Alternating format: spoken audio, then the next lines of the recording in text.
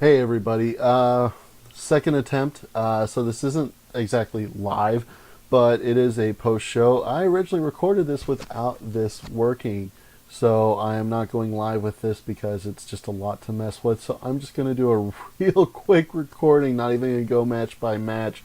I just want to say that today's episode is brought to you by Just for Men. Looks so natural, no one can tell.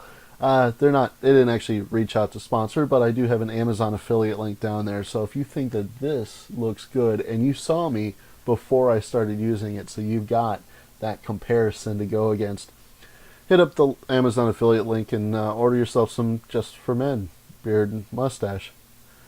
You know, if you actually watch somebody from week to week and you see what they look like, you know it's not natural, but whatever. Anyway, this is Too Late to Live?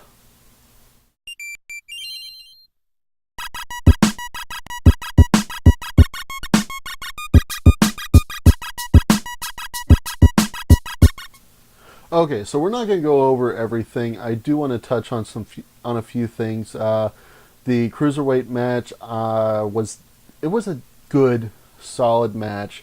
I think they knew that they weren't going to get enough time to do the match that would have really been a star maker, because they're both perfectly capable of putting on a star maker match. It was the first match. They did a really good job, had a lot of really good chemistry together, put on hell of a match, but ended up with Neville cheating, attacking the orbital socket that had just broken on Austin Aries. I thought it was a great spot. I love that Aries lost to the Red Arrow. I think Red Arrow is a great move. I'm glad that Neville's not using it all the time, because it needs to mean something, especially with him as a heel. I think if he uses it all the time, it becomes this kind of pop factory, which is great for a face, not for a heel. The armbar I thought was really good. I know a lot of people hate that acronym, Andre Rusinov Memorial Battle Royal. It's not Andre Rusinov, it's Andre the Giant. You know what I mean. It was a good match. I think a lot of people expected Sami Zayn to win. He might have been the favorite, but I always thought that there was a good chance that Mojo Rawley was going to come out on top. I never expected Gronk to be there. I never expected Gronk to be in the match itself like that. But I definitely saw that they were trying to do something with Mojo, especially with his partner being injured. He needed to kind of pivot to being a singles wrestler, and this was the best way to kind of crown him. Now they're going to get all that mainstream sports press because of Gronk's interference. Hopefully he'll get some rub. Oh, that's Gronk's buddy. I love Gronk. Okay, cool. So now Mojo Rawley is Mojo Gronkowski WWE, which I think is going to work out well for him. Not so much for that one security guard that didn't realize that the Gronk spot was actually scheduled and tried to stop him. That was interesting. The IC title match, I really expected to be Baron Corbin's coronation. Corbination actually works. I could have been the Corbination, but they didn't decide to go that way with it, which I'm a little disappointed at. Solid match, not great. Good. Definitely a good match. I loved the ending. I thought the end of days getting countered into the Dirty Deeds was smooth as hell. Beautiful finish. I just expected something different. Nothing wrong with that. Shane AJ was a car crash, which is all it was ever going to be. Anybody who expected any kind of technical match out of it didn't know what they were watching, but it was a damn good car crash. And I think that they've got nothing to be upset about. It was probably the best match that those two could have put on together, and it worked out really well. We're going to skip ahead to the tag team ladder match. When the New Day came out, I think most of us expected that they were inserting themselves into the match, because the New Day were the longest running tag team champions ever, and it seemed kind of weird they didn't have a match on. But as their promo began to drag on and they weren't putting themselves into the match, it became a little bit clearer that they were going for a swerve. I was trying to figure out the swerve, and I was so far off. I thought there was a good chance that it was going to be an NXT call-up, because that would be fun. Maybe hashtag DIY was going to get the call-up. Shouldn't have been the Revival. As much as I want to see the Revival get called up first, this would have been too much of a face pop. DIY would have been perfect in there, but oh my god, when it ended up being the Hardys, that was amazing. Lots of questions. Are they still broken?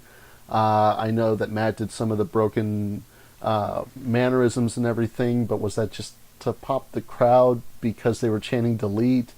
You know, they did a video that they recorded before the match that was released after the match where they weren't in character. So it's going to be really interesting to see what happens tomorrow on Raw. Are they broken or not? The mixed tag match was all about the story. The story was very well told, but I hope that after the match, that was not the real proposal. Because if that was the real proposal, that proves The Miz right about everything John Cena does being for the show. And it being just this, the I love you thing being just a character for his career advancement on the show. Because that's not cool. I'm hoping there was a real proposal beforehand, and this was just a TV proposal for the story. Moving on to Wyatt Orton. I was disappointed with the ending, and I know that it was, a lot of it was to put over how dangerous the RKO is. RKO out of nowhere being the big thing. I get that, but I thought that was so much of the story of the match being about Bray taking control of the match from Randy. You know, Randy starting to get steam going, and then the projection of maggots coming down. Randy starting to get steam, and then the cockroaches, you know, and it just seemed like it was Bray asserting his control, kind of getting his whole supernatural thing into something new, and then it's over. And I don't think that this was where you sell RKO out of nowhere. I think it was the wrong time to do that. Goldberg Lesnar was a really good match, really solid, really quick. Goldberg kind of implied it was going to be more than it was when he was talking about how hard it was to train when it was like a 5-minute match. But this is probably the best it could have gone. It was a brutal brawl for a couple minutes, and then it was over. Sells Lesnar as the monster that he was before Survivor Series. He now has 2 major victories at WrestleMania over invincible S-level boss characters, you know, with this and Undertaker. So now the story becomes who can beat Lesnar. I'm really interested to see where they go with that. Does Roman get the shot again? Now that Roman has beaten Undertaker, do the 2 people who beat Undertaker at WrestleMania collide? Is that where they're going for SummerSlam? Because I don't think you want to put Lesnar in the ring again until SummerSlam. They might do it for Payback, but I don't think that's a good idea. I think you got to space that out just like they did the last time Lesnar wore the belt. I know a lot of people are upset with Roman winning. And to be honest, the match, because Undertaker wrestles at such a high level, he gets graded on a curve. His matches are spectacles. They're never technical masterpieces, but they're spectacles. And they, as spectacles, are amazing. His matches with Triple H and Shawn Michaels are fantastic, well regarded as, you know, masters of storytelling. And he's kind of slowed down in the past few years. I mean, his match at WrestleMania 30 with Brock Lesnar was not the match it should have been. His match with Bray Wyatt the next year was better, but not by enough. And that's kind of how this felt. It was better than WrestleMania 30, but it wasn't what he was doing 4 years ago, 5 years ago. He's better than this. Or he was. And maybe that's why this looks like it could have been his last match. I'm hoping if it was his last match, he doesn't disappear completely.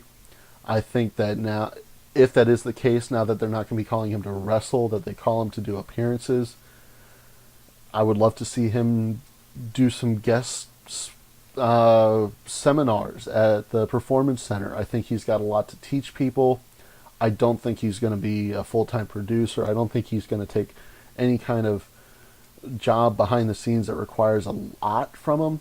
Don't expect him to be the next GM of Raw, but I would love to see him a little bit more often now that he's not wrestling on an on-camera non-wrestling role, if that's the case. Let me know what you thought. Drop it in the comments. I'm sorry that this didn't work out live the way it should have. I didn't do the testing on the microphone like I should have, and things got messed up. I apologize for that. Let me know what you thought about the show, though, in the comments, or take me to task for messing up the show. Or head over to the Reddit Country Club and drop your comments there in the post-show thread for Wrestlemania. As always, I love you, Trampions. And if you really do want to buy some Just for Men, hit the link in the description. It helps me out a little bit. But whether you do or not, please come back on Friday for our regularly scheduled Too Late to Sleep episode. We'll be looking at the Raw and SmackDown After Manias this Friday. It should be a hell of a show, because those should be hells of shows. Cheers.